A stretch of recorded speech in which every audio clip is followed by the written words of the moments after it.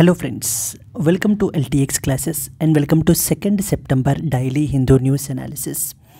ఈ వీడియోలో మనము 2nd September హిందూ న్యూస్ పేపర్లో పబ్లిష్ అయిన ఇంపార్టెంట్ ఆర్టికల్స్ని డిస్కస్ చేద్దామండి. Let us start the discussion. Before that there was a small announcement. Free UPSC current affairs course అని చెప్పేసి మన యొక్క యాప్లో యాడ్ చేయబడడం జరిగింది. ఇది కంప్లీట్లీ ఫ్రీ అమ్మ. ఈ కోర్స్ ద్వారా మీరు ఏంటి అని అంటే కనుక ఇక్కడ హిందూలో నేర్చుకున్నటువంటి దాన్ని క్విజెస్ రూపంలో మీరు ఆన్సర్ చేయొచ్చు, మీ నాలెడ్జ్ని టెస్ట్ చేసుకోవచ్చు. అండ్ అలాగే ఈ క్లాస్కి సంబంధించినటువంటి పీడిఎఫ్ని కూడా మీరైతే కనుక డౌన్లోడ్ చేసుకోవచ్చు. You can download our app LTX classes and you can call us number that is available on the screen. Okay, current affairs అనేటువంటివి యూపీఎస్సీకి చాలా important. Recognizing that important the ultimate current affairs course for UPSC అనేటువంటి దానిని మనకి తీసుకురావడం జరిగింది. ఇక్కడ daily live class plus PDF అనేది మనం ప్రొవైడ్ చేస్తాము. వీక్లీ పీడిఎఫ్ ప్లస్ టెస్ట్ అనేది కండక్ట్ చేస్తాము. మంత్లీ పీడిఎఫ్ ప్లస్ టెస్ట్ అనేది కండక్ట్ చేస్తాం. And revision series before the prelims కూడా మనం కండక్ట్ చేయడం జరుగుతుంది. దీనికి మనం ఛార్జ్ చేసే ఫీ వచ్చేసి 10,000 rupees and life time validity తోటి మనకైతే కనుక వస్తుంది. ఇక్కడ మనం press information bureau, down to earth, Indian express లాంటి వెబ్సైట్స్ నుంచి ఆర్టికల్స్ని పిక్ చేసుకుని మనం డిస్కస్ చేస్తాము. ఇక్కడ స్క్రీన్ మీద కనిపించే నెంబర్కి మీరు కాల్ చేసినట్లయితే కనుక మీకు ఏ విధమైన డౌట్స్ ఉన్నా కూడా మీరు ఎంక్వైరీ చేసుకుని ఈ క్లాసెస్లో ఎన్రోల్ అవ్వచ్చు. ఈ క్లాస్కి సంబంధించినటువంటి పీడిఎఫ్ అనేది మన యొక్క LTX IAS టెలిగ్రామ్ ఛానల్లో కూడా మీకు అవైలబుల్ ఉంటుంది. అక్కడ నుంచి కూడా మీరు డౌన్లోడ్ చేసుకోవచ్చు. These are the courses for the senior aspirants. You can pause video and just look at them. And UPSC infinity అనేటువంటిది ఫర్ అబ్సల్యూట్ బిగినర్స్ అండి. మీరు ప్రిపరేషన్ ఇప్పుడే స్టార్ట్ చేశారు అనుకుంటే then this course is for you. These are the features of this course. And fee వచ్చేసి 65,000 rupees, EMI 5,000 rupees per మంత్గా కూడా మీరు పే చేయొచ్చు. ఆప్షనల్ ఇన్ఫినిటీ ద్వారా మన దగ్గర అన్ని పాపులర్ ఆప్షనల్స్ మనకైతే ఉన్నాయి. PSIR, pub ad, social, anthro, Telugu literature. Fee వచ్చేసి 30,000 rupees, EMI 5,000 rupees per month తోటి మనకైతే కనుక ప్రొవైడ్ చేస్తున్నాం. ఎస్, సో చాలా ఎడిషన్స్ ఉంటాయి. వాటిల్లోంచి మనం Delhi edition of the Hindu newspaper నుంచి ఆర్టికల్స్ని పిక్ చేసుకుని ఇక్కడ మనం డిస్కస్ చేస్తున్నాము. The need to recognise the women drug users అంటూ ఫస్ట్ ఇంపార్టెంట్ ఆర్టికల్ మనం చూస్తాము. SCO heads strongly condemn the terrorist attack in the Pahalgam. The second article we will see.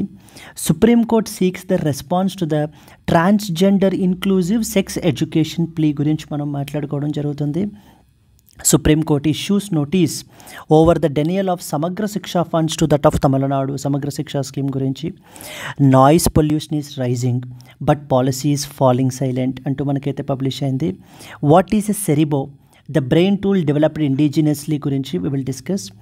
Larger bench to rule if minority run schools are exempted from that of the RTE Act gurinchi kuda manam maatladukuntam. Apart from that, so the మాస్కో పీరో tribe గురించి, Conocarpus tree గురించి and Indravati tiger reserve గురించి కూడా మనం ఏంటి అని అంటే కనుక డైలీ లైవ్ క్లాస్లో మనం డిస్కస్ చేయడం జరుగుతుందండి.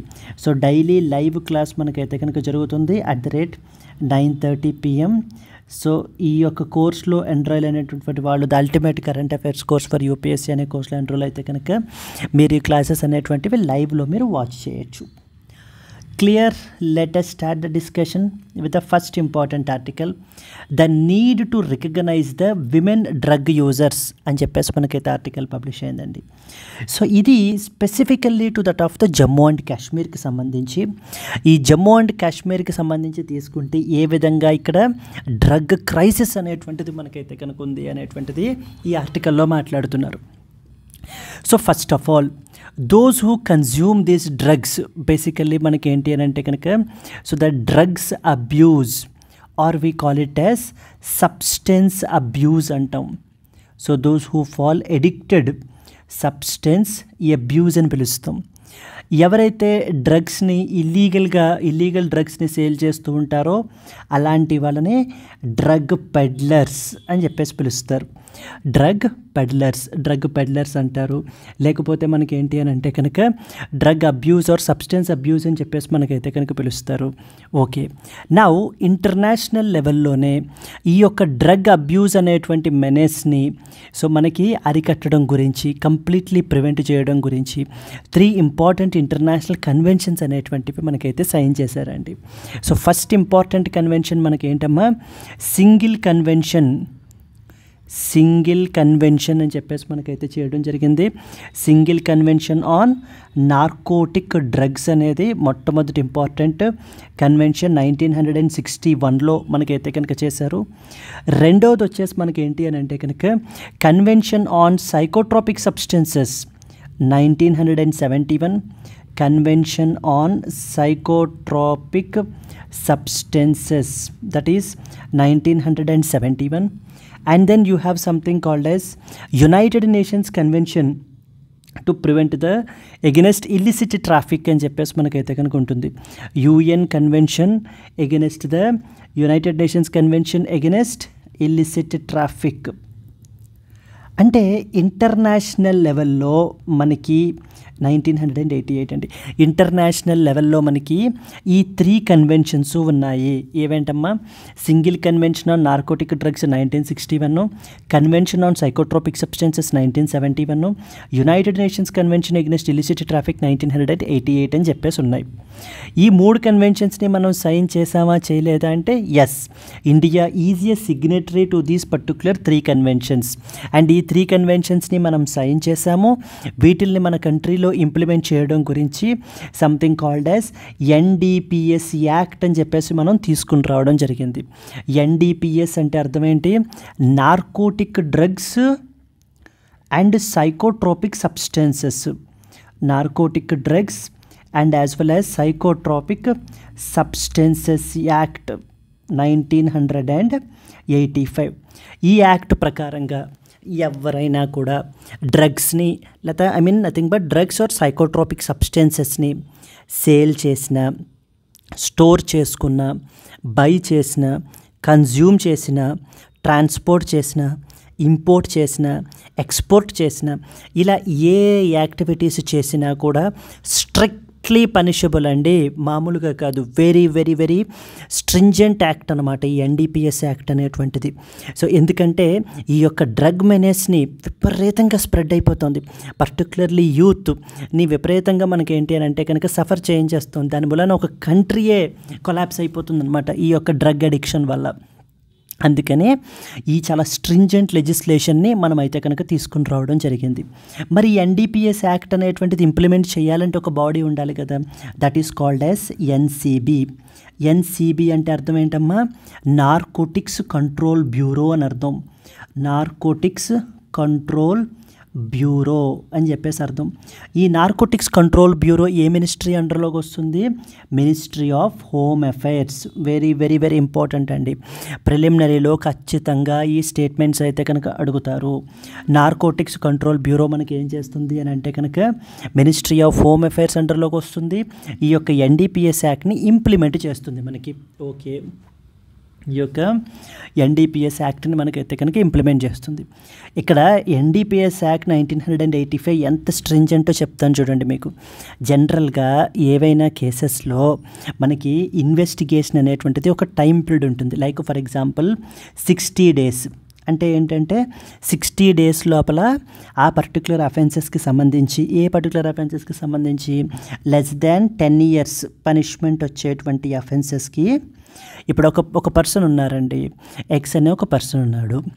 ఈ ఎక్స్ అనే పర్సన్ని అరెస్ట్ చేస్తే కనుక అక్కడి నుంచి 60 days లోపల మనకి ఏంటి అని అంటే రిమాండ్ దగ్గర నుంచి, డిటైన్ చేసిన దగ్గర నుంచి 60 days లోపల ఇన్వెస్టిగేషన్ అనేటువంటిది కంప్లీట్ చేయాలి. ఎవరు? Investigation officer.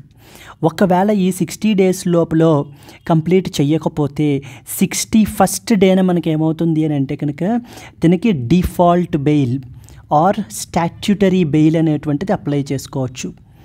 Default bail or statutory bail అనేది అప్లై చేసుకోవచ్చు.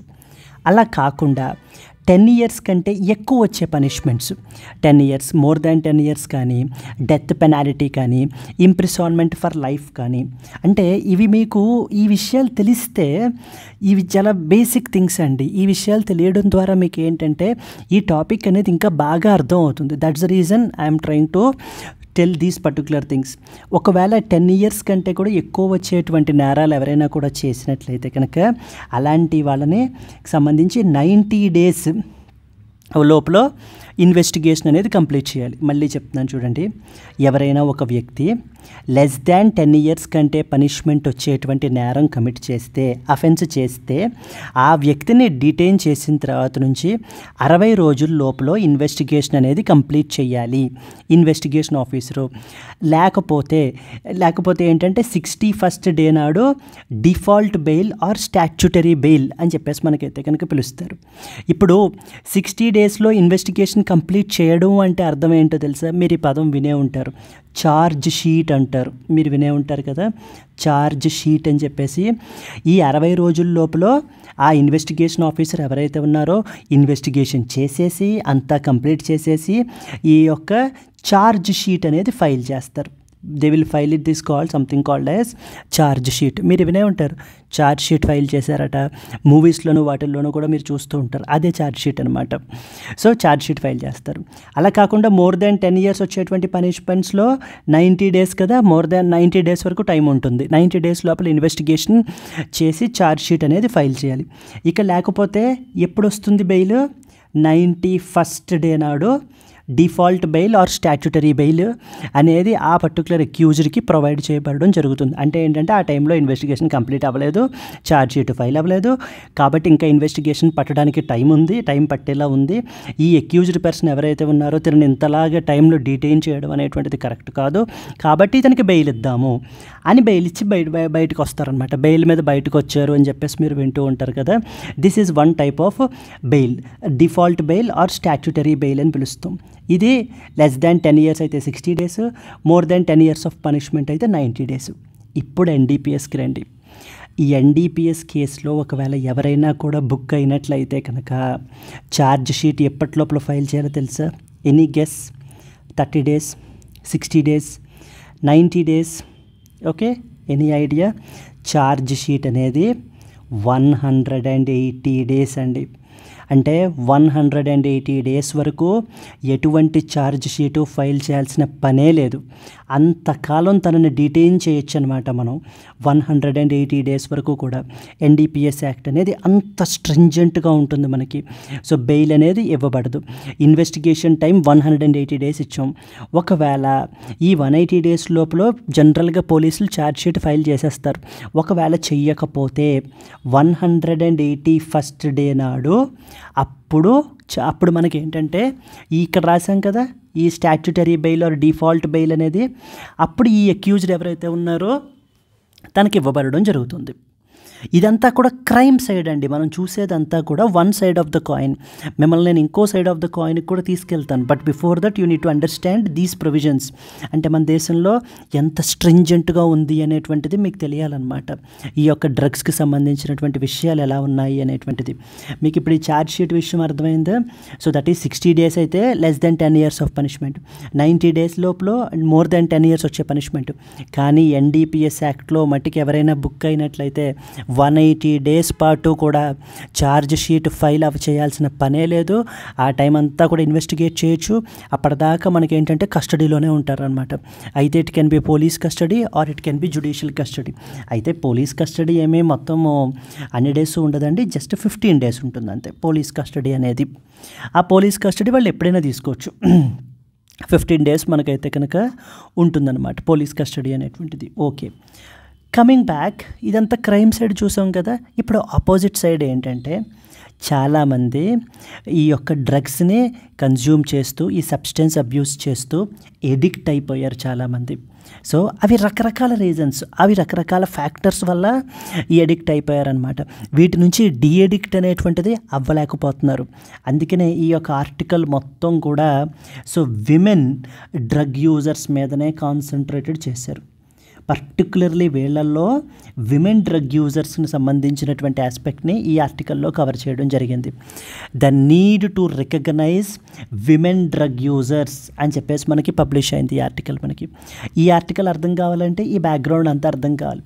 అసలు డ్రగ్స్ ఏంటి, ప్రపంచంలో డ్రగ్స్ని కంట్రోల్ చేయడానికి ఏమేం కన్వెన్షన్స్ ఉన్నాయి, ఇండియాలో ఏం లెజిస్లేషన్ తీసుకుని వచ్చారు, ఈ లెజిస్లేషన్ ఇంప్లిమెంట్ చేయడానికి ఏ బాడీ ఉంది, ఆ బాడీ ఏ మినిస్ట్రీ మినిస్ట్రీ అండర్లోకి వస్తుంది. జనరల్గా ఇప్పుడు ఒకళ్ళని ఎవరినైనా సరే NDPS యాక్ట్ అండర్లో బుక్ చేసినట్లయితే కనుక వాళ్ళకి bail, statutory bail or default bail ఎప్పుడు వస్తుంది అనే పాయింట్స్ మీకు అర్థం కావాలి. ఈ 180 days మీరు ఎప్పుడు బెటర్గా అప్రిషియేట్ చేస్తారు? మిగతా అఫెన్సెస్లో ఎలా ఉంటుందో పరిస్థితి మీకు తెలిస్తే ఇది ఎంత స్ట్రింజెంటో మీకు అర్థమవుతుంది. 180 days అనేది ఎంత స్ట్రింజెంటో అర్థమవుతుంది. ఇదేమో 60 days, ఇదేమో 90 days, ఇదేమో ఏకంగా 180 days అండి. క్లియర్ కదా? ఓకే, ఇప్పుడు ఇక్కడ ఈ ఆర్టికల్లో ఏం చెప్తున్నారంటే పర్టికులర్లీ కాశ్మీర్ వ్యాలీ దగ్గర విపరీతంగా డ్రగ్స్ అబ్యూస్ అనేటువంటిది జరుగుతుంది. చాలామంది యూత్ పర్టికులర్లీ ఈ డ్రగ్స్కి అడిక్ట్ అయిపోయారు. వీళ్ళల్లో రకరకాల డ్రగ్స్, ఓపియాయిడ్స్ వాడుతున్నారు కొంతమంది, కెనాబిస్ వాడుతున్నారు మరి కొంతమంది. అయితే వీళ్ళల్లో ఈ ఆర్టికల్ యొక్క మెయిన్ ఇంట్రెస్ట్ ఎవరి మీద? విమెన్ డ్రగ్ యూజర్స్ మీద. సో చాలామంది విమెన్ డ్రగ్ యూజర్స్ కూడా మనకేంటి అని అంటే కనుక ఎడిక్ట్ అయిపోయి ఉన్నారని చెప్పి ఇక్కడ రాశారు. చూడండి ఎలా ఉందంటే పరిస్థితి. రీసెంట్గా ministry of social justice and empowerment వాళ్ళు డేటా తీసుకొచ్చారు. As per that 1 lakh men and 36,000 women in Jammu and Kashmir reported using cannabis use చేస్తారట 2022లో. And around 5 lakh men and 8,000 women consumed opioidsని కన్జ్యూమ్ చేస్తున్నారు. 1.6 lakh menని 8,000 women sedatives వాడుతున్నారు. Next వచ్చేసి మనకి ఏంటంటే 1.27 lakh men and 7,000 women were addicted to ఇన్హేలెంట్స్ వాడుతున్నారు అనమాట. ఇక్కడ ఎక్కువగా మెన్ పాపులేషన్ ఉంది. మెన్ ఎడిక్ట్ అయిపోయిన వాళ్ళు చాలా ఎక్కువ మంది ఉన్నారు. బట్ కానీ women are also being addicted and they were being overlooked అనమాట. ఇక్కడ అదే చెప్తున్నారు. సో చూడండి, చాలామంది రకరకాల రీజన్స్ వల్ల ఈ డ్రగ్స్కి అలవాటు పడుతున్నారు. ఎందుకు కూడా రాశారు చూడండి. For different reasons. So anxiety పెరిగిపోవడం మూలాన కానివ్వండి, other mental health difficulties during the periods of political unrest. Particularly Kashmir valley is very unstable కదా, వెరీ వాలటైల్ కదా. మరి ఈ రీజియన్లో మనకి ఏంటి అని అంటే కనుక ఈ యొక్క పొలిటికల్ అన్రెస్ట్ ఉండడం వల్ల అంటే చాలామంది విమెన్ వాళ్ళ యొక్క హస్బెండ్ని కానీ, సన్ని కానీ, బ్రదర్స్ని కానీ ఈ కాన్ఫ్లిక్ట్స్లో కోల్పోతున్నారు. సో దాని నుంచి ఆ మెంటల్ ఇది నుంచి కూడా బయటికి రావడానికి కూడా మనకైతే డ్రగ్స్కి అలవాటు పడుతున్నారు. అండ్ మరికొంతమంది సస్టైన్డ్ పీరియడ్ ఆఫ్ అంటే కంటిన్యూడ్ పీరియడ్ ఆఫ్ అన్ఎంప్లాయ్మెంట్, ఉద్యోగం అనేది లేకపోవడం మూలాన. అండ్ నెక్స్ట్ మ్యారిటల్ ఇష్యూస్ అంటే family related, marriage related issues, ఆ మ్యారేజ్ రిలేటెడ్ వైలెన్స్ కానీ, మ్యారేజ్ రిలేటెడ్ హరాస్మెంట్ నుంచి బయటకు రావడానికి కూడా చాలామంది డ్రగ్స్కి అలవాటు పడుతున్నారు. And gender based pressures. Some women are reportedly used for drug peddling and are abused sometimes sexually. So drug peddling అంటే ఇందాకే చెప్పుకున్నాం కదా, హూ ఆర్ డ్రగ్ పెడ్లర్స్? ఇల్లీగల్గా సేల్ చేసేటువంటి వాళ్ళు, డ్రగ్స్ ఏవైతే ఉన్నాయో ఇల్లీగల్గా సేల్ చేసేటువంటి వాళ్ళని డ్రగ్ పెడ్లర్స్ అంటారు. ఇంకో మరికొంతమందికి ఏంటంటే by their male friends and the family మెంబర్సే అలవాటు చేస్తున్నారు ఈ డ్రగ్స్ అనేటువంటివి. Clear? This is what is the situation. ఇప్పుడు వీళ్ళని మనం ఎలాగైనా సరే డీఎడిక్ట్ చేయాలి. సో వీళ్ళకి ఆ ఎడిక్షన్ ట్రీట్మెంట్ ప్రొవైడ్ చేయాలి అనేది ఈ యొక్క ఆర్టికల్లో ఆథర్ యొక్క మెయిన్ ఆబ్జెక్టివ్ అండి. ఇండియా మొత్తంలో 46 ఎడిక్షన్ ట్రీట్మెంట్ ఫెసిలిటీస్ ఉన్నాయి. కాకపోతే 10 మాత్రమే జమ్మూ అండ్ కాశ్మీర్లో ఉన్నాయి. 340 రీహాబిలిటేషన్ సెంటర్స్ ఉన్నాయి నేషనల్ వైడ్. కానీ ఓన్లీ 1 సెంటర్ మాత్రమే ఈ యొక్క విమెన్కి అయితే కనుక మనకు ఉంది. There is no women only rehabilitation centre in the region. There are very few female counsellors, చాలా తక్కువ మంది మనకైతే కనుక ఉన్నారు. సో ఇక్కడ especially and there is no public space for women to speak openly about the addiction. So where then will women seek the help or even share their stories with one another? So ఏ విధంగానూ సరైన platform లేకపోతే వీళ్ళందరూ కూడా మరి ఏ విధంగా వాళ్ళ యొక్క స్టోరీస్ని షేర్ చేసుకోవడం కానీ వాళ్ళకి ఏ విధంగా హెల్ప్ అనేది అందుతుంది? కాబట్టి ఏం చేయాలి అంటూ కొన్ని ఇంపార్టెంట్ సజెషన్స్ చెప్పారు. క్లియర్ అండి? So this is what is the important article. Suggestions ఏంటి అనేది మనం ఆర్టికల్ చదివేటప్పుడు మనం అయితే కనుక చూద్దాం. ఇవి అండర్లయింగ్ రూట్స్ అమ్మ. అది కన్వెన్షన్స్ ఏంటి, పరిస్థితి, యాక్ట్ ఏంటి, బాడీ ఏముంది అనేటువంటిది.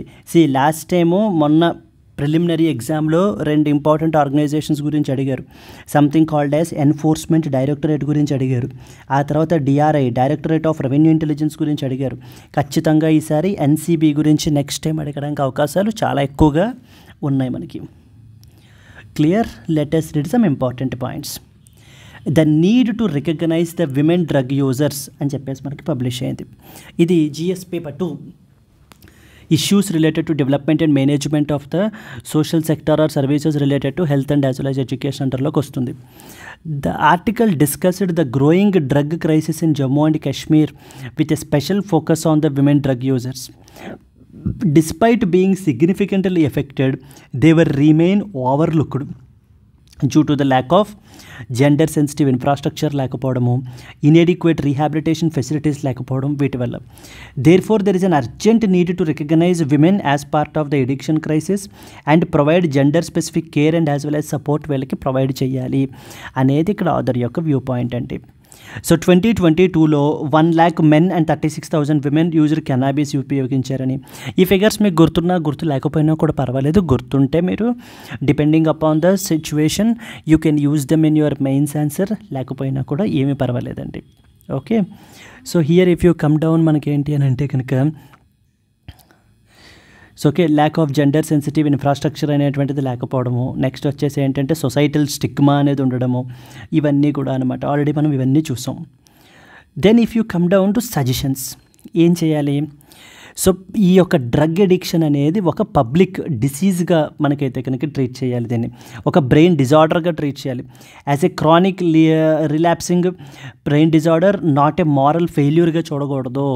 ఇది ఒక ఎడిక్షన్ బ్రెయిన్ డిజార్డర్గా మనకైతే కనుక దీనిని చూసి దానిని ట్రీట్మెంట్ అనేటువంటి చేయాలి. దానికి సంబంధించి అవేర్నెస్ క్యాంపెయిన్స్ అవి కండక్ట్ చేయాలి అని చెప్తున్నారు. Women's support networks in villages to replace the stigma with solidarity తోటి. జెండర్ సెన్సిటివ్ ఇన్ఫ్రాస్ట్రక్చర్ పెట్టండి, మోర్ ఫీమేల్ కౌన్సిలర్స్ని అపాయింట్ చేయండి, విమెన్ ఓన్లీ రీహాబిలిటేషన్ సెంటర్స్ని ఎస్టాబ్లిష్ చేయండి, అండ్ విమెన్కి హెల్ప్ ప్రొవైడ్ చేయడం గురించి సేఫ్ స్పేసెస్ని ఎస్టాబ్లిష్ చేయండి అని చెప్తున్నారు. Recognise drug addiction as a public health emergency requiring both state intervention and as well as community participation.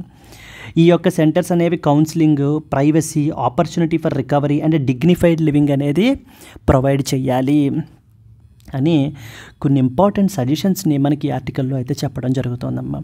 I hope it is clear. The first and foremost very very important article, ఎందుకంటే ఇది societal issues కదా, particularly మనకి mental హెల్త్ని impact చేసేటువంటిది. Drug abuse అనేది చాలా very ర్యాంపెంట్గా మనకైతే కనుక ఉందండి. మానాస్ హెల్ప్ లైన్ అని చెప్పేసి తీసుకుని వచ్చింది గవర్నమెంట్. నెక్స్ట్ వచ్చేసి మనకి ఏంటి అని అంటే నషా ముక్త్ భారత్ అభియాన్ అనే క్యాంపెయిన్ రన్ చేస్తున్నాము. సో నషా ముక్త్ భారత్ సో ఓకేనా క్యాంపెయిన్ అని చెప్పేసి మనకైతే రన్ చేయడం జరుగుతుంది. Clear? Let us move to the next one. Shanghai Cooperation Organization heads strongly condemned the terrorist attack in Pahalgam అని చెప్పేసి చెప్తున్నారు. సో వాట్ ఈజ్ ఎస్సీఓ అమ్మ? లాస్ట్ టైం కూడా మనం చూసాం కదా, ఎస్సీఓ అనేది షాంఘాయ్ కోఆపరేషన్ ఆర్గనైజేషన్ అని అర్థం. Shanghai cooperation organisation, it is one of the very important regional organisation. ఎంతమంది మెంబర్ కంట్రీస్ ఉన్నారు దీంట్లో? అరౌండ్ 10 మెంబర్ కంట్రీస్ ఉన్నారు. ఏంటి వీళ్ళ యొక్క మెయిన్ ఆబ్జెక్టివ్ ఏంటి? ఈ యొక్క టెర్రరిజం, సెపరేటిజం, ఎక్స్ట్రీమిజం వీటిల్ని ప్రివెంట్ చేయడమే, పర్టికులర్లీ ఈ రీజియన్లో ప్రివెంట్ చేయడం గురించి ఈ యొక్క షాంఘాయ్ కోఆపరేషన్ ఆర్గనైజేషన్ అనేది ఎస్టాబ్లిష్ చేశారు. ఎప్పుడు? వే బ్యాక్ 2001లో. Is India a member? Yes, India is a member. ఎప్పుడు జాయిన్ అయ్యాం మనం? 2017లో. మనతో పాటు ఎవరెవరు జాయిన్ అయ్యారు? పాకిస్తాన్ కూడా జాయిన్ అయ్యింది. India and as well as Pakistan were also the members of became the members of SCO in 2017. సరే, ఇప్పుడు ఏంటి, ఎందుకు న్యూస్లో ఉంది? 2025 ఇప్పుడు రీసెంట్గా మనకి చైనాలో తియాన్జిన్ అని చెప్పేసి ఒక ప్లేస్ ఉంది. అక్కడ ఎస్సీఓకి సంబంధించినటువంటి హెడ్స్ అందరూ కూడా మీట్ అయ్యారు. దీనికి సంబంధించి మన యొక్క honourable prime minister Narendra Modi కూడా ఈ యొక్క సమ్మిట్ని అటెండ్ చేయడం గురించి అయితే కనుక వెళ్ళారు. లాస్ట్ టైం 2018లో మనకి ఎస్సీఓ సమ్మిట్కి అటెండ్ అయిన మరలా ఇప్పుడు 7 years తర్వాత 2025లో ఈ యొక్క ఎస్సీఓ సమ్మిట్కి చైనాలో తియాన్జిన్లో అడాప్ట్ చేయడం జరిగింది. ఈ సమ్మిట్ అయిపోయిన తరువాతన తియాన్జిన్ డిక్లరేషన్ అనే దానిని మనకి అడాప్ట్ చేసుకున్నారు. తియాన్జిన్ డిక్లరేషన్ ఈ వెరీ వెరీ వెరీ ఇంపార్టెంట్ అండి. ఏం లేదు, ఎగ్జామ్లో డబుల్ కొటేషన్ పెట్టి Tianjin declaration is often seen recently in the news, it is associated with అంటాడు. A, Shanghai cooperation organisation, B, BRICS, C, BIMSTEC, D, APEC, so what is the answer అని చెప్పేసి అంటాడు. అయిపోయాయి. మీకు అది తెలిస్తే ఈజీగా 2 మార్క్స్, లేదనుకోండి అయిపోయింది, పోయినట్టే క్వశ్చన్ మనకి. ఓకేనా. తియాన్జిన్ డిక్లరేషన్ అనేది అడాప్ట్ చేసుకున్నారనమాట. తియాన్జిన్ డిక్లరేషన్ అని చెప్పేసి అడాప్ట్ చేసుకున్నది ఎస్సీఓకి సంబంధించింది అనే విషయం మీకైతే కనుక తెలియాలి. మరొక point, is India a member of SCO? Yes, India is a member. బ్రిక్స్లో మెంబరా కాదా? Yes, we are a member. బిమ్స్టెక్లో మెంబరా కాదా? Yes, we are the member. మరి ఎపెక్లో మనం మెంబరా కాదా అండి? India is not a member of APEC. So what is APEC? APEC వచ్చేసి ఏషియా పసిఫిక్ ఎకనామిక్ కోఆపరేషన్. ఓకేనా, ఏషియా పసిఫిక్ ఎకనామిక్ కోఆపరేషన్ అని చెప్పేసి మనకైతే కనుక పిలుస్తారనమాట. Okay, fine. నెక్స్ట్ ఏం చెప్తున్నారు? ఎస్సీఓ హెడ్స్ స్ట్రాంగ్లీ కండెమ్ అంటే అర్థం ఏంటమ్మా? క్రిటిసైజ్ అని అర్థం.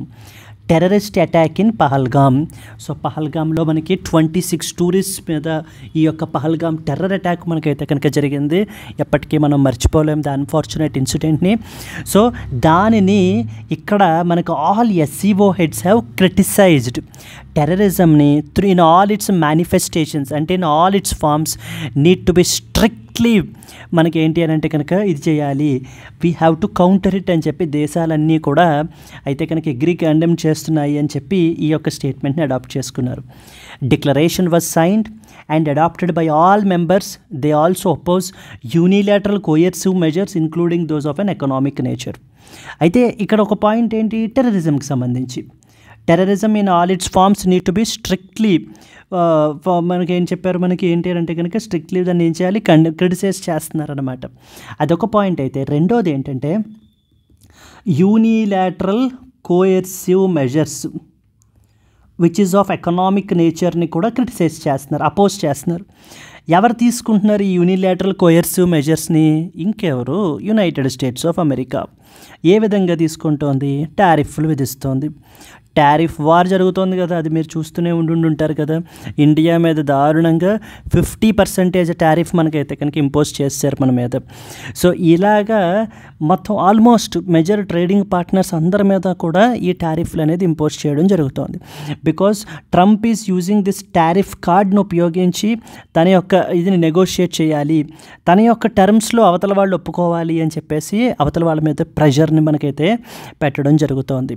ఇక్కడ అదే మాట్లాడుతున్నారు. దానిని కూడా మనకి ఏంటి అని అంటే కనుక దే అపోజ్డ్ ఇట్. ఈ విధంగా యునైటెడ్ స్టేట్స్ ఆఫ్ అమెరికా చేయకూడదు. అయితే ఇక్కడ చూడండి, యునైటెడ్ స్టేట్స్ ఆఫ్ అమెరికా చేయకూడదు అని డైరెక్ట్ రెఫరెన్స్ చెప్పలే. పాసిబిలీ జస్ట్ ఏ దేశం కూడా యూనిలాటరల్ కోయర్సివ్ మెజర్స్ తీసుకోకూడదు which is of even including economic nature as well అని మాత్రమే చెప్పడం జరిగిందనమాట. ఇక్కడ రాశారు చూడండి ఆ point. The declaration reaffirmed the bloc's firm commitment against terrorism, separatism and extremism and to use separatist for these things. The member states also opposed the unilateral coercive measures including those of an economic nature that contravene the United Nations Charter and principles of World Trade Organization in a possible reference to that of the US tariffs అని చెప్పేసి మనకు చెప్తున్నారు. So Chinese president who chaired the meeting of the heads of member states in his opening remarks criticized the bullying behavior in the world order. And another important thing ఏంటి మనకి? Modi touts the peace as he meets the Putin. So Vladimir పుటిన్ని మనకైతే కనుక meet అయ్యారండి on the sidelines of the summit. And కరెక్ట్గా Tianjin దిగిన తర్వాత, reach అయిన తర్వాత యుక్రెయిన్ యొక్క ప్రెసిడెంట్ జెలెన్స్కీ నుంచి మనకి మోడీ గారికి అయితే కనుక కాల్ రావడం జరిగింది. So where he just asked Modiji to just signal him the positive. He's basically he's think to immediately ceasefire అనమాట. సో పీస్ గురించి మాట్లాడండి, పీస్ గురించి అయితే కనుక చెప్పండి అని చెప్పేసి. So because India is a very big potential mediator అండి. బోత్ అటు Russia and as well as Ukraine ఇద్దరూ కూడా మనల్ని ఏంటి అని అంటే so they trust us. So because India always sides with the peace, not with any other country అని చెప్పేసి మనకైతే కనుక తెలియాలి. Prime minister Narendra Modi met the Russian President Putin on Monday and stressed that there is a need for a ceasefire in Ukraine had an excellent meeting with President Putin, discussed the way to deepen the bilateral cooperation in all sectors as well. And ఈ కంట్రీలో మనకి ఈ ఇయర్లో మన ఈ యొక్క Russian president Vladimir Putin కూడా మనకైతే కనుక విజిట్ చేస్తున్నారు, ఇండియాని అయితే కనుక విజిట్ చేయనున్నారు down the line. Is another important thing అండి. క్లియర్? Let us discuss. ఇలా రీజనల్ ఆర్గనైజేషన్స్ చాలా చాలా ఇంపార్టెంట్. ఇక్కడ the heads strongly condemned the terrorist attack in Pahalgam అంటే so that shows our influence, so that shows how we are trying to convince the other countries so that terrorism అనేటువంటిది it's not just a threat to India, it's a threat to the entire world అని మనం convince చేసి అందరినీ కూడా మనం ఏంటి అని అంటే కనుక కండెమ్ చేసే విధంగా మనం ఏంటి అని అంటే కనుక చేయడం జరుగుతుంది. సో చూడండి, the 10-member Shanghai cooperation organisation summit in Tianjin అనేది చైనాలో ప్లేస్ అమ్మ. స్ట్రాంగ్లీ కండెమ్డ్ అంటే criticised that terrorism in all its forms, specifically referencing the Pahalgam attack in India and attacks in that of the Pakistan. The declaration called for ending the cross-border movement of the terrorists and reaffirmed their commitment to fight the extremism. Tianjin Declaration గురించి మనకి ఏం తెలియాలి? Adopted by all the SCO members including India, Pak, Russia, China, condemned the terrorism in all its manifestations and in all its forms. Like for example Pahalgam అటాక్ని, Jaffar express attack మీరు బలూచిస్తాన్లో మీరు చూసే ఉంటారు, జాఫర్ ఎక్స్ప్రెస్ అటాక్ జరిగింది మనకి దగ్గర జరిగింది కదా. అలాగే Khuzdar violence and the cross border movement of టెర్రరిస్ట్ని కూడా మనకి ఏంటి అని అంటే కనుక ఎండ్ చేయాలి, అంతం చేయాలి దీన్ని కూడాను. ఏ విధంగా ఎట్టి పరిస్థితుల్లోనూ అయితే కనుక దీన్ని కౌంటర్ చేయాలి అని చెప్పేసి ఈ యొక్క SCO మెంబర్స్ అందరూ కూడా అనుకున్నారట. ఈ యొక్క తియాన్జిన్ డిక్లరేషన్లో అడాప్ట్ చేసుకున్నారు.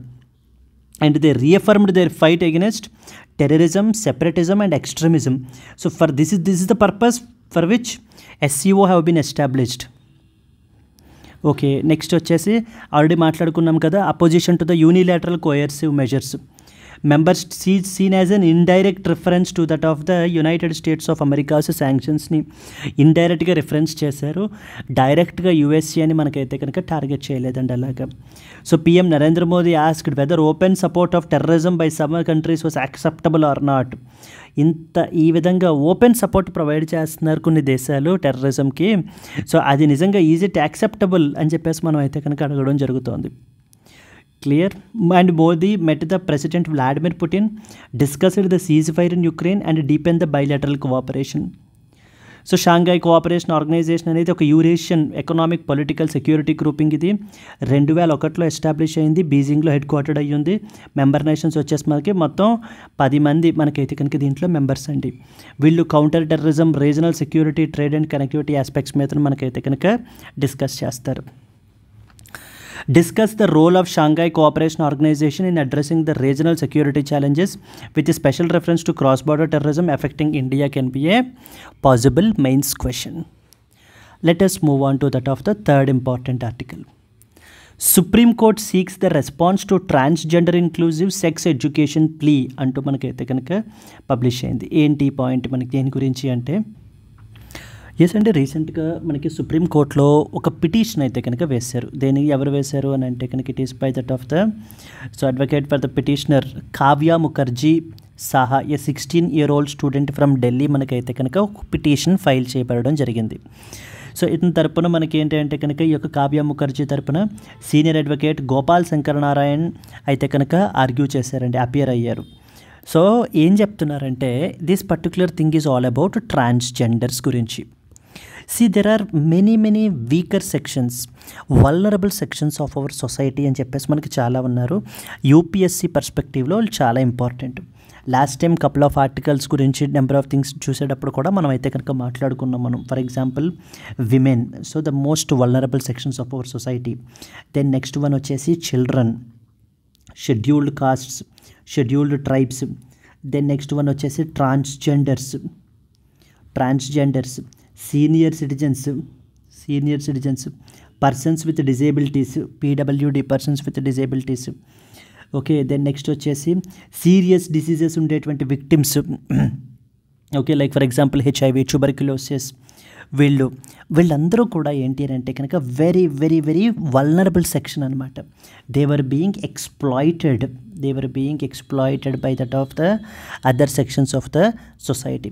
కాబట్టి గవర్నమెంట్ వీళ్ళకి ఎప్పుడూ ఎక్కువ ప్రయారిటీ అనేటువంటిది మనకైతే ఇస్తుంది. అండ్ యూపీఎస్సీ పర్స్పెక్టివ్లో వీళ్ళకి సంబంధించి ఏ స్కీమ్ వచ్చినా కూడా, వీళ్ళ యొక్క ఎంపవర్మెంట్ గురించి ఏ స్కీమ్ వచ్చినా కూడా ఖచ్చితంగా మనకి తెలియాలి. Because tomorrow as part of an executive you will be implementing those schemes. మీరే కదా ఇంప్లిమెంట్ చేయాల్సింది. So because you should know which schemes are being provided by the government for the empowerment of the weaker sections of our society అనేటువంటిది మనకైతే కనుక తెలియాలి. ఇప్పుడు ఈ ఆర్టికల్లో ఫోకస్ మొత్తం దేని గురించి? ట్రాన్స్జెండర్స్ గురించి. ఒక ల్యాండ్ మార్క్ జడ్జ్మెంట్ మనకి 2014లో మనకి సుప్రీంకోర్టు తీసుకుని వచ్చింది. That is known as national legal services authority versus union of India case అని చెప్పేసి మనకి తీసుకుని వచ్చారండి. Very very important judgment. ఆ జడ్జ్మెంట్లో ఏం చెప్పారు అని అంటే, ఈ యొక్క కాంప్రిహెన్సివ్ సెక్షువాలిటీ ఎడ్యుకేషన్ అనేది స్కూల్ ఎడ్యుకేషన్లో, స్కూల్ కరికులంలో ఇంటిగ్రేట్ చేయాలి అని చెప్పేసి మనకైతే కనుక చెప్పడం జరిగింది. కానీ ఈ యొక్క ఎన్సీఆర్టీ కానీ, ఈ యొక్క స్టేట్ రిలేటెడ్ కౌన్సిల్స్ కానీ ఎవ్వరూ కూడా ఎటువంటి ఇన్కార్పొరేషను చేయలేదు అని చెప్పేసి చూడండి. Text book review from the Maharashtra, Andhra Pradesh, Punjab, Tamil Nadu, Karnataka revealed systemic omissions with Kerala A partial expression. అంటే ఇప్పుడు ఏమంటున్నారంటే, పిటిషన్ వేసి, సార్ మీరు 2014లో national legal services authority versus union of India కేసులో క్లియర్గా చెప్పారు. ఏమని? ఈ యొక్క ట్రాన్స్జెండర్స్కి సంబంధించి ఈ యొక్క సెక్షువాలిటీ ఎడ్యుకేషన్ అనేది చాలా ఇంపార్టెంట్, కాబట్టి దీనిని స్కూల్ కరికులంలో ఇంటిగ్రేట్ చేయండి అని చెప్పారు. బట్ ఈ రోజుకి కూడా ఈ స్టేట్స్ ఎవ్వరూ కూడా, మహారాష్ట్ర, ఆంధ్ర, తెలంగాణ, పంజాబ్, తమిళనాడు, కర్ణాటక ఎవ్వరూ కూడా ఇన్క్లూడ్ చేయలేదు. It is a direct violation of the supreme court judgment. And అలాగే 2019లో ఈ యొక్క ట్రాన్స్జెండర్స్ని ప్రొటెక్ట్ చేయడం గురించి పార్లమెంట్ కూడా ఒక ఇంపార్టెంట్ లెజిస్లేషన్ మనకి తీసుకుని వచ్చిందండి. ఏంటమ్మా లెజిస్లేషన్ పేరు? ఇక్కడ రాశారు చూడండి. Transgender persons protection of rights act 2019 అని చెప్పేసి మనకైతే కనుక చెప్పడం జరిగిందనమాట. So transgender persons protection of the rights act 2019 అని చెప్పేసి మనకి ఈ యొక్క లెజిస్లేషన్ అయితే కనుక మనకి తీసుకుని వచ్చారు. ఇవైతే కనుక వైలేట్ చేస్తున్నారు అని చెప్పేసి పిటిషన్ వేశారు. ఇప్పుడు ఈ పిటిషన్కి గాను సుప్రీంకోర్టు ఏం చేసింది? నోటీసులు పంపించింది. ఎవరికి? ఈ యొక్క ఎన్సీఆర్టీకి, వీళ్ళకి కూడాను. And several states on a petition. ఇదిగో చూడండి. The supreme court sought response from the union government, the NCERT and several states on a petition seeking the integration of transgender inclusive comprehensive sexuality education into school curriculum across the country. So Chief Justice of India B.R. Gavai and Justice Vinod Chandran issued a notice on the petition which is filed by Kavya Mukherjee Saha. మనం ఆ petitioner ఎవరు, next వచ్చేసి ఆ senior advocate ఎవరు appear అయ్యారు, ఎన్ని weeks లోపల reply ఇవ్వమన్నారు, ఇవన్నీ కాదు మనకు కావాల్సింది. యాక్చువల్లీ 2014 జడ్జ్మెంట్లో ఏం చెప్పారు, అది మరి అందరూ ఫాలో అవ్వాలి కదా. ఫాలో అవ్వాలన్నప్పుడు వీళ్ళు దీన్ని ఫాలో అవ్వలేదు. ఎటువంటి ఈ యొక్క comprehensive transgender inclusive comprehensive sexuality education అనేది స్కూల్ కరికులంలో మనకి ఇంటిగ్రేట్ చేయలేదు. సో దేర్ఫోర్ వాళ్ళ యొక్క fundamental rights and even the directive principle of state policy violate అవుతోంది అని చెప్పేసి పిటిషన్ అనేది వేయబడడం జరిగిందమ్మా. ఇలా ఇదనే కాదు, ఏదైనా కూడా ఇప్పుడు ఎవరైనా సరే ఫండమెంటల్ రైట్స్ వైలేట్ అవుతున్నాయి అని చెప్పేసి అనుకున్నప్పుడు డైరెక్ట్గా సుప్రీంకోర్టుని ఆర్టికల్ 32 ద్వారా అప్రోచ్ అవ్వచ్చు, హైకోర్టుని ఆర్టికల్ 226 ద్వారా అప్రోచ్ అవ్వచ్చు. అప్రోచ్ అయ్యి వైలేట్ అయినటువంటి వాళ్ళ యొక్క రైట్ని రీస్టోర్ చేయొచ్చండి. మనం జస్ట్ ఊరికే బుక్స్లో ఏదో లక్ష్మీకాంత్ ఏదో చదువుకుంటున్నాము, ఏదో ఎగ్జామ్ గురించి కాదు. That is reality. So here these things you can directly exercise your right. మీరు యొక్క రైట్ని మనం అయితే కనుక మీరు ఎక్సర్సైజ్ చేసుకోవచ్చు అనమాట. క్లియర్? ఇప్పుడు ఇక్కడ వీళ్ళు ట్రాన్స్జెండర్ యొక్క ఎంపవర్మెంట్ గురించి వీళ్ళ గురించి వీళ్ళు ఈ విధంగా ఫైట్ చేస్తున్నారు. ఈవెన్ అదే కాదు, ఫర్ ఎగ్జాంపుల్ లాస్ట్ టైం మనకి మరొక పిటిషన్ కూడా వేశారు కదా, పర్టికులర్లీ ముస్లిం విమెన్కి సంబంధించిన డైవర్స్ రిలేటెడ్కి సంబంధించి తలాకి బిద్దత్ అని, తలాకి హసన్ అని ఉన్నాయి కదా, ఇన్స్టెంట్ ట్రిపుల్ తలాక్. ఆల్రెడీ దాన్ని మనకి అన్కాన్స్టిట్యూషనల్ డిక్లేర్ చేశారు లాస్ట్ టైమే మనకి. ఇప్పుడు ద నెక్స్ట్ ఫార్మ్ ఆఫ్ తలాక్ని, అంటే మంత్లీ వన్స్ ఇచ్చే ఇది ఉంది కదా, దానిని కూడా మనకి ఏంటంటే కనుక ఛాలెంజ్ చేయబడడం అయితే కనుక జరిగిందండి. డౌన్ ద లైన్ కోర్టుకు దానిని కూడా మనకైతే కనుక వింటుంది. విని depending upon the merits of the case, is it truly violating the fundamental rights of the women, Muslim women అనేది చూస్తారు. చూసి if it is truly violating, so then that will also be strike off. You should understand here that ఇక్కడ ఎవరండి సుప్రీమో? Supreme court సుప్రీమా, people సుప్రీమా, లేకపోతే ఈ పర్సనల్ లా సుప్రీమా? ఎవరు సుప్రీమో? Constitution is supreme. Constitution of India is basically known as law of the land అని పిలుస్తారు మనకి కాన్స్టిట్యూషన్ ఆఫ్ ఇండియా అని. కాబట్టి దాన్ని వైలేట్ అయ్యే విధంగా ఏది చేసినా కూడా ఆ యొక్క లాని మనకి స్ట్రైక్ ఆఫ్ చేయబడడం జరుగుతుంది. Clear? So this article is about transgenders గురించి. ఇలా అనుకున్నాం కదా, డిఫరెంట్ సెక్షన్స్ అనుకున్నాం. Women, children, SC ST, schedule caste, schedule tribes, transgender, senior citizens, persons with disabilities, so are being exploited. కాబట్టి వీళ్ళ గురించి ఏది వచ్చినా కూడా మనకైతే కనుక తెలియాలి. Clear? Yes.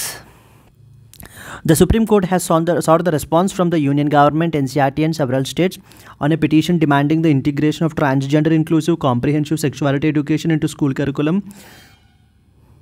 across India. Already మనం మాట్లాడుకున్నాం, అవే పాయింట్స్ ఇక్కడ మనం మెన్షన్ చేసాము. మీకు at any point of time మీకు వీడియో నచ్చింది అనుకున్నప్పుడు just please do give a like and as well as comment అండి. Because so we are putting lot of efforts to bring you this particular content and prepare this notes and to give it to you just for free. So what we want only from you is that consistency, and as well as a like and as well as a comment from you are the more than enough for us. Clear? Let us move on to that of the next thing. Article number 14 దేనికి సంబంధించిందమ్మా? Equality before the law. So the state shall not deny to any person equality before the law and equal protection of the law. అయితే మన క్లాసెస్లో politics సంబంధించి చెప్పినప్పుడు ఇవి ఇంకా క్లియర్గా మనకి ఎక్స్ప్లెయిన్ చేయబడడం జరుగుతాయి. Article 21A right to education, article 21 right to life which includes right to live with dignity. Okay, then next వచ్చేసి మనకి ఏంటి అని అంటే కనుక with clear, let us move on to the next article. అండి నెక్స్ట్ ఆర్టికల్ ఏం చెప్తుంది? Supreme court issues notice over the denial of సమగ్ర శిక్షా funds to Tamil Nadu. This is another important thing మనకి. ఈ ఆర్టికల్ దేని గురించి అంటే, ఎస్ అండి, this is something related to that of the సమగ్ర శిక్షా ఫండ్స్కి సంబంధించినటువంటిది అనమాట. తమిళనాడు వాళ్ళు లాస్ట్ టైం మీరు చూసినట్లయితే something related to the assent to the bills by the governor. Assent to the bills by the governor. ఈ టాపిక్ వినే ఉంటుంటారు కదా, ఇది 2026 యూపీఎస్సీకి చాలా చాలా ఇంపార్టెంట్ అమ్మా. బికాస్ ఎందుకంటే సుప్రీంకోర్టు స్టెప్ ఇన్ చేసి ఈ యొక్క డెడ్ లైన్స్ని మనకైతే కనుక ఫిక్స్ చేయడం జరిగింది under article number 200 of the constitution. అయితే గవర్నర్ ఆ బిల్స్ని ఎప్పటిలోపల క్లియర్ చేయాలి. ఒకవేళ ప్రెసిడెంట్ రిఫరెన్స్కి పంపిస్తే కనుక అది ఎప్పుడు ప్రెసిడెంట్ గురించి రిజర్వ్ చేస్తే అది ఎప్పటి లోపల క్లియర్ అవ్వాలి అంటూ కొన్ని డెడ్ లైన్స్ని సుప్రీంకోర్టు రీసెంట్గా మనకి పెట్టబడడం జరిగింది. ఇప్పుడు అలాగనే మరొక విషయానికి తమిళనాడు వాళ్ళు ఎక్కడికి వెళ్ళారు? సుప్రీంకోర్టుకి వెళ్ళారు. సుప్రీంకోర్టులో పిటిషన్ కంప్లైంట్ ఫైల్ చేశారు. ఏమనమని? సమగ్ర శిక్షా స్కీమ్ అని చెప్పేసి ఉందండి. ఇంటిగ్రేటెడ్ స్కూల్ ఎడ్యుకేషన్ స్కీమ్ అనమాట ఇది. Where both central and state governments కో-స్పాన్సర్ with ఇద్దరు స్పాన్సర్ చేసి కంట్రిబ్యూట్ చేస్తారు. ఇప్పుడు తమిళనాడు ఏమంటుందంటే ఈ సమగ్ర శిక్ష స్కీమ్కి సంబంధించి సెంట్రల్ గవర్నమెంటు తను ఇవ్వాల్సినటువంటి కంట్రిబ్యూషన్స్ని ఇవ్వడం లేదు. నేషనల్ ఎడ్యుకేషన్ పాలసీని కాంప్లై అవ్వండి అప్పుడు ఇస్తాము అని చెప్పేసి మాత్రం చెప్తున్నారు. ఈ యొక్క సమగ్ర శిక్షా స్కీమ్ని సంబంధించి ఇంప్లిమెంటేషన్ గురించి వాళ్ళను కూడా వాళ్ళ యొక్క కంట్రిబ్యూషన్ ఇవ్వమని చెప్పండి. స్టేట్ గవర్నమెంటే బర్డెన్ మొత్తం పెట్టుకోలేదు అని చెప్పేసి మనకి ఏంటి అని అంటే తమిళనాడు వాళ్ళు వెళ్ళడం జరిగిందనమాట సుప్రీంకోర్టు. దానికి సంబంధించి సుప్రీంకోర్టు వాళ్ళు రెస్పాండ్ అవ్వమని చెప్పి సెంట్రల్ గవర్నమెంట్కి నోటీస్ అయితే కనుక పంపించారండి. ఇక్కడ ఒక పాయింట్ తెలియాలి ఏంటంటే కనుక 2009లో ఒక ఇంపార్టెంట్ లెజిస్లేషన్ మనకి తీసుకుని వచ్చారు. That is known as RTE act అని చెప్పేసి అంటారు, రైట్ టు ఎడ్యుకేషన్ యాక్ట్ అని చెప్పేసి. ఈవెన్ అది ఫండమెంటల్ రైట్ కూడా చేశారు కదా, article number 21A of the constitution అండర్లో. So the free and as well as compulsory primary education అనేది ఒక ఫండమెంటల్ రైట్, అది ఆర్టికల్ నెంబర్ 21A. దీనిని ఎన్నో కాన్స్టిట్యూషనల్ అమెండ్మెంట్ ద్వారా యాడ్ చేశారు. కమెంట్ చేసేయండి మరి. ఎన్నో కాన్స్టిట్యూషనల్ అమెండ్మెంట్ ద్వారా article number 21A of the constitution add చేశారనేది కమెంట్ చేయండి. ఇప్పుడు ఈ యాక్ట్ ఏం చెప్తుందంటే, ఏ act?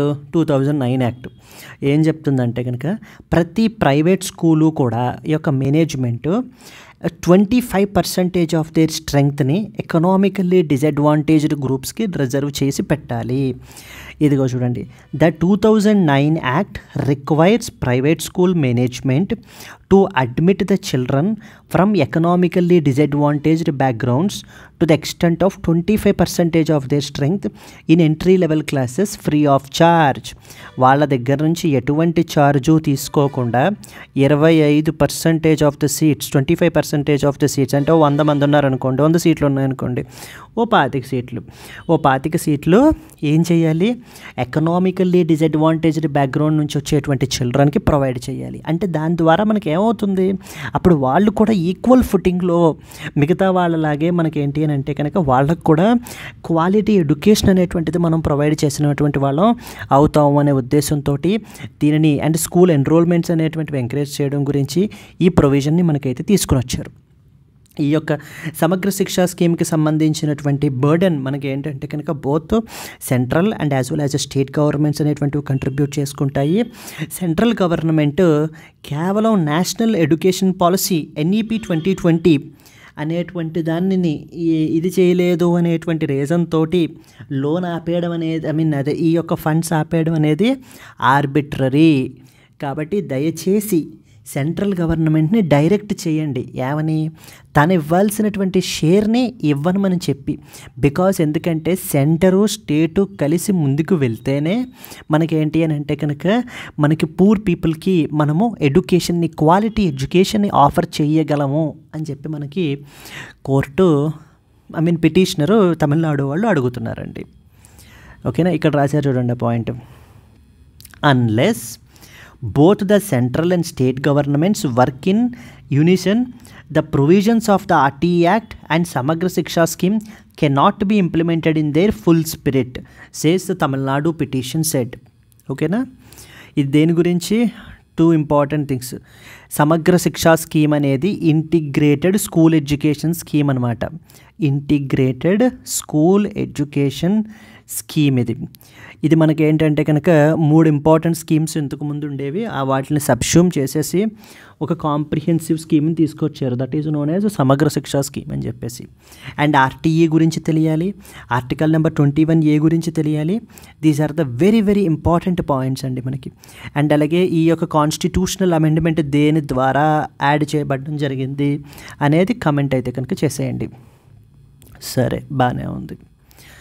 That is where the Supreme Court recently issued the notice to the central government after Tamil Nadu complained that it was forced to bear 3,000 crore in reimbursements to private schools under the RTE Act as the center refused to share its contribution under the Samagra Shiksha scheme. Samagra Shiksha scheme అండర్లో తన యొక్క share ఇవ్వకుండా మొత్తం responsibility burden మొత్తాన్ని నన్నే పెట్టుకోమండం అనేది correct కాదు. దానిని national education పాలసీకి లింక్ చేయడం అస్సలు కరెక్ట్ కాదు అని చెప్పేసి తమిళనాడు వాళ్ళు గొడవ పెడుతున్నారు. Tamil Nadu argued that the center has failed to meet its financial obligations under the Samagra Shiksha scheme. This led to the state carrying the full burden of RTE reimbursements for economically disadvantaged students. Madras High Court మనకి ఏం చేసింది అంటే the state alone is responsible for the expenditure. It directed the Tamil Nadu to bear the entire financial responsibility for 2025-26 academic year. ముందు వీళ్ళు మద్రాస్ హైకోర్టుకి వెళ్ళారండి Tamil Nadu government వాళ్ళు. వెళ్తే అక్కడ ఏం చెప్పారు, మొత్తం ఫైనాన్షియల్ రెస్పాన్సిబిలిటీ మీరే పెట్టుకోండి అని చెప్పేసి మనకైతే కనుక చెప్పారు. ఆ జడ్జిమెంట్ నచ్చక సుప్రీంకోర్టుకి రావడం జరిగిందనమాట. ఇప్పుడు సుప్రీంకోర్టు తన డెసిషన్ చెప్పే ముందు సెంట్రల్ గవర్నమెంట్కి నోటీస్ పంపించింది. ఏమని, మీ రెస్పాన్సెస్ ఏంటో చెప్పండి దీనికి సంబంధించి అని చెప్పేసి. అలాగే ఇంతకుముందు కూడా చూశారు కదా, ట్రాన్స్జెండర్కి సంబంధించి ట్రాన్స్జెండర్ ఇంక్లూజివ్ కాంప్రిహెన్సివ్ సెక్షువాలిటీ ఎడ్యుకేషన్కి సంబంధించి కూడా నోటీస్ అనేది పంపించి దీని మీద కూడా రెస్పాండ్ అవ్వండి అని చెప్పేసి. క్లియర్? ఎవరు ఆర్గ్యూ చేశారు ఏంటి అనే పాయింట్స్ అన్నీ కూడా మనం ఇక్కడ మెన్షన్ చేసాము. రైట్ టు ఎడ్యుకేషన్ యాక్ట్ 2009 అనేది free and compulsory education to children in the age group of 6 to 14 years మనం ప్రొవైడ్ చేస్తున్నాము. ప్రైవేట్ స్కూల్స్ వాళ్ళు 25% of the seats for economically weaker సెక్షన్కి అయితే కనుక ప్రొవైడ్ చేయాలి అనే పాయింట్స్ అన్నీ కూడా మనకు అర్థం కావాలి. అండ్ సమగ్ర శిక్షా స్కీమ్ అనేది ఒక ఇంటిగ్రేటెడ్ స్కీమ్ అండి, covering the school education from pre school to that of the class 12th వరకు. So this act AIIMS to inclusive, equitable and affordable education అనేటువంటిది ప్రొవైడ్ చేయాలి అని చెప్పేసి మనకైతే దీన్ని తీసుకొచ్చారు. ఇది సర్వశిక్ష అభియాన్, రాష్ట్రీయ మాధ్యమిక శిక్షా అభియాన్ అండ్ టీచర్స్ ఎడ్యుకేషన్ మూడింటిని కూడా మనకి సబ్స్యూమ్ చేయబడడం జరిగిందండి. So launched in 2018 by the ministry of education వాళ్ళు మనకైతే కనుక తీసుకొచ్చారు. సెంట్రల్లీ స్పాన్సర్డ్ స్కీమ్గా దీన్ని ఇంప్లిమెంట్ చేస్తున్నారు, వేర్ 60:40 రేషియోలో ఫండింగ్ అనేది between central government and the rest 40% the other states మనకైతే బర్డన్ని షేర్ చేసుకుంటాయి. Discuss the challenges of cooperative federalism in implementation of centrally sponsored schemes in India with special reference to Samagra Shiksha scheme can be a possible mains question. Clear? Let's move to the next one. Moving to the next one, what is Cerebro, the brain tool developed indigenously? ఇది another important thing. మీకు ప్రిలిమినరీలో అడగడానికి అవకాశాలు చాలా ఎక్కువగా ఉన్నాయి. ఇది ఒక diagnostic tool అండి, బ్రెయిన్ ఇంజురీ యొక్క డయాగ్నోస్టిక్ టూల్ అనమాట. And it's a portable hand held, మనం అంటే చేతితో పట్టుకుని మనం ఏంటి అంటే కనుక ఈ యొక్క డయాగ్నైజ్ అయితే కనుక చేయొచ్చు. Let me show you that particular thing. So what is Cerebro, the brain tool which is developed indigenously? GS paper 3 science and technology అంటర్లోకి మనకైతే కనుక వస్తుంది. Issues related to health development and management of these things. This article discusses something called as Cerebro, a novel handheld non-invasive diagnostic tool which is developed indigenously in India to detect the traumatic brain injuries. TBIని మనకి ఏంటి అని అంటే కనుక detect చేయడం గురించి అయితే కనుక దీనిని డెవలప్ చేశారు. It explained this importance especially in rural and emergency settings and అలాగే highlights the public health challenge which is posed by that of the TBIs. Traumatic brain injuries అంటారు, TBI అంటారు. ఇప్పుడు ఫర్ ఎగ్జాంపుల్ ఏదైనా road accident అది జరిగినప్పుడు కానివ్వండి, so ఈ హెడ్కి అయ్యేటువంటి ఇంజురీస్, దానివల్ల వచ్చే షాక్స్, ఇవన్నీ కూడా మనకి ట్రోమాటిక్ బ్రెయిన్ ఇంజురీస్ అనే కేటగిరీలోకి మనకైతే కనుక వస్తాయి. It's a very very serious public health problem అండి మనకి. పర్టికులర్లీ రూరల్ ఏరియాస్లో మనకి ఏంటి అని అంటే కనుక ఈ యొక్క MRI కానివ్వండి, ఈ స్కాన్స్ అనేటువంటివి, అడ్వాన్స్డ్ స్కాన్స్ అనేటువంటివి మనకైతే కనుక లేవు. అలాంటి వాళ్ళకి ఏంటంటే ఆ ఏరియాస్లో మనకి ఎంతగానో ఉపయోగపడుతుంది ఈ యొక్క Cerebro అనేటువంటి portable hand held device. What is Cerebro which is often seen recently in the news అని అడుగుతూ ఉంటారు మనకి క్వశ్చన్ వచ్చేసి. సరే, ఇదిగో ఇది అనమాట, అమెజాన్లో కూడా దొరుకుతుంది అది. సో Cerebro అని చెప్పేసి ఉంటుంది. It's a kind of A brain diagnostic tool అనమాట. ఇది మనకి ఇంజురీస్ని ఇది చేయగలదు. ఎవరు డెవలప్ చేశారు దీన్ని? ICMR, Indian council of medical research వాళ్ళు, AIIMS Bhopal, NIMHANS Bengaluru and the MDMS secretariat and Bioscan research వాళ్ళతో కలిపి దీన్ని డెవలప్ చేయడం జరిగింది. పోర్టబుల్ అంటే easily carriable, even it is safe for infants and pregnant విమెన్కి కూడా చాలా సేఫ్ ఇది అనే మనకైతే కనుక చెప్తున్నారు. And just usable by paramedics and unskilled personnel as well. అంటే దీనికి ఇది ఏంటంటే పెద్ద అడ్వాన్స్డ్ స్కిల్స్ రావాల్సిన అవసరం లేదు. జస్ట్ ఒక 1/2 hour 15 minutes ఇది ఎలా ఆపరేట్ అవుతుందో ఏంటో చెప్తే సరిపోతుందన్నమాట. ఈజీగా ఎవరైనా కూడా దీనిని ఆపరేట్ చేసేయచ్చు. ఇది ఇంట్రాక్రేనియల్ బ్లీడింగ్ని నెక్స్ట్ వచ్చేసి ఏంటి అంటే కనుక వితిన్ ఏ మినిట్లో మనకైతే కనుక డిటెక్ట్ చేయగలదు. So colour coded, radiation free అంటే కాస్ట్ ఎఫెక్టివ్ రిజల్ట్స్ని మనకైతే కనుకైతే ప్రొవైడ్ చేయగలదండి. ఇంపార్టెన్స్ వచ్చేసి ఏంటి, ఎక్కడైతే advanced diagnostic tools like CT or MRI scans అన్అవైలబుల్గా డిలేడ్లో ఉంటాయో అలాంటి చోట్ల మనం ఏంటంటే దీన్ని యూజ్ చేయొచ్చు. దీన్ని అంబులెన్సెస్లో పెట్టచ్చు, ట్రామా సెంటర్స్లోనూ, రూరల్ క్లినిక్స్, డిజాస్టర్ రెస్పాన్స్ యూనిట్స్లో కూడా మనం ఏంటంటే వీటిని ప్లేస్ చేసుకోవచ్చు.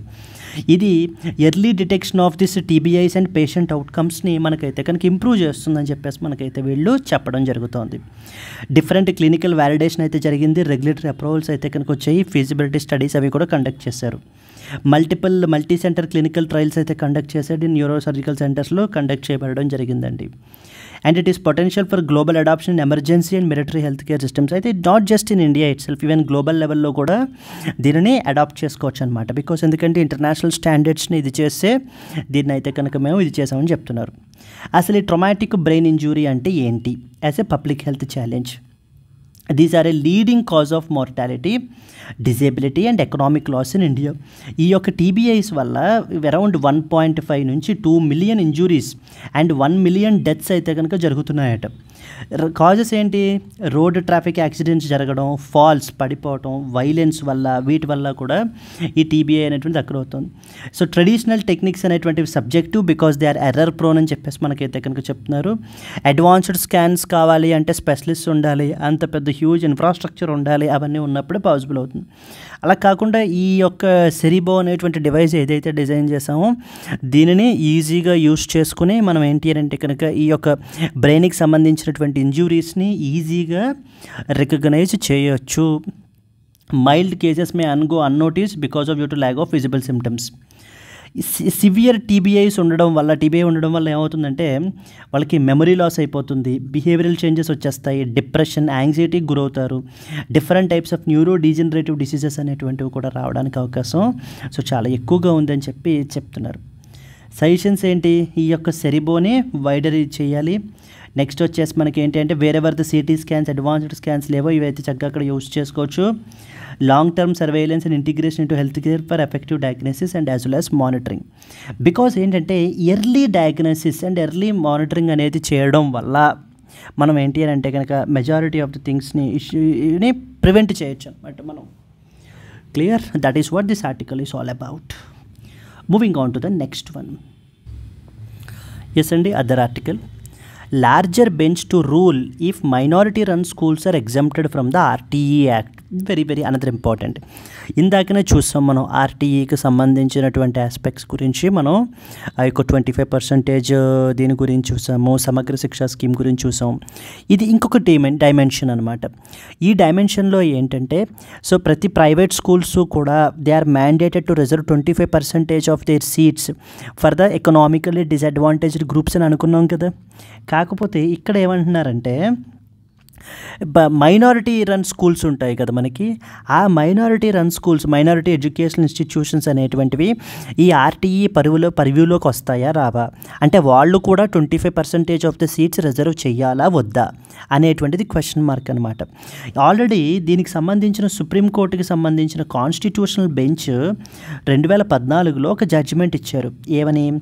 Pramathi educational and cultural trust case. ఈ కేసులో సుప్రీంకోర్టు ఏం చెప్పింది అని అంటే కనుక ఈ మైనారిటీ ఎడ్యుకేషనల్ ఇన్స్టిట్యూషన్స్ అనేటువంటివి వీళ్ళకి ఆర్టీఈ అనేటువంటిది అప్లై అవ్వదు, సో వాళ్ళైతే కనుక ఇది చేయాల్సినటువంటి అవసరం లేదు అని చెప్పేసి మనకు చెప్పారు. ఇక్కడ అదే రాశారు చూడండి. In this case A 5-judge bench was testing the constitutionality of section 12 of clause 1 clause C of the RTE Act. The provision mandates educational institutions to provide 25% reservation for children from disadvantaged groups and weaker sections at entry level in order to foster social inclusion in elementary education. కానీ 2014 judgement ఏమని చెప్పింది? Section 12 of clause 1 of clause C violated the minority character of these institutions and impacted their institutional autonomy. It went on to take minority institutions entirely out of ambit of RTE law. RTE law అనేటువంటిది వీళ్ళకి వర్తించదు, వీళ్ళ 25% seats reserve చేయాల్సిన అవసరం లేదు అని చెప్పేసి మనకైతే కనుక చెప్పడం జరిగింది. ఇప్పుడు దీనిని ఇంకా లార్జర్ బెంచ్కి, అంటే ఏంటంటే నెంబర్ ఆఫ్ జడ్జెస్ ఇంకా పెరుగుతారనమాట. బికాజ్ ఎందుకంటే లార్జర్ బెంచ్ జడ్జిమెంట్ అనేది ఒక లోయర్ లెవెల్ జడ్జిమెంట్ని మనకి ఏం చేస్తుంది, మనకి ఓవర్ రైడ్ చేసేస్తుంది. అందుకని ఇంకా దీనికంటే ఇంకొక లార్జర్ బెంచ్కి దీనిని పంపిస్తున్నారనమాట, రిఫర్ చేస్తున్నారు. Now larger bench will rule whether minority run schools are exempted from RTE act or not అనేటువంటిది ఇప్పుడు ఈ యొక్క లార్జర్ బెంచ్ చూసి 2 ఆప్షన్స్ చెప్తుంది. ఏంటి? 2 థింగ్స్. అయితే 1, లేదు మైనారిటీ రన్ స్కూల్స్ కూడా ఆర్టీఈ పరివ్యూలోకి వస్తాయి, వాళ్ళు కూడా 25% సీట్స్ అనేటువంటిది రిజర్వ్ చేయాలి అని చెప్పచ్చు. అలా చెప్తే ఏమవుతుంది? ఈ జడ్జిమెంట్ని నలిఫై అయిపోతుంది, దీన్ని ఓవర్ రైడ్ చేసేస్తారు. దీనిని Pramathi educational and cultural trust కేసుని ఓవర్ రైడ్ అయిపోతుంది. అలా కాకుండా లేదు, వీళ్ళు కంప్లీట్లీ వీళ్ళు సెపరేట్ ఎంటిటీ, వీళ్ళకి ఈ యొక్క ఆర్టీఏ అనేది వీళ్ళ మీద అప్లై చేసేటువంటి పరిస్థితి కాదు, వాళ్ళు రిజర్వ్ చేయాల్సిన పనేం లేదు అని చెప్పారనుకోండి. So this is judgment continues, that is so. Okay, this is what is the thing that you have to important things. Larger bench to rule if minority run schools are exempted from the RTA Act or not అనేది question mark. ఇప్పుడు దీన్ని larger bench of Supreme Court will address. Clear అండి. Let's move to the next important article. So coming to the today's question. Tianjin Declaration is often seen recently in the news, is associated with which regional group అనేటువంటిది మీకు తెలిసే ఉంటుంది. But please do comment it if you know the answer. And అలాగే if you have like the video please do like it అండి. So because మీకు అర్థమైంది అనే విషయం ఇప్పుడు నాకు అర్థం కావాలి. So that I can understand only through your like and as well as comments. So please do that. And let's meet again in the next Hindu news analysis. Until then, happy learning and all the best. Bye bye. Take care.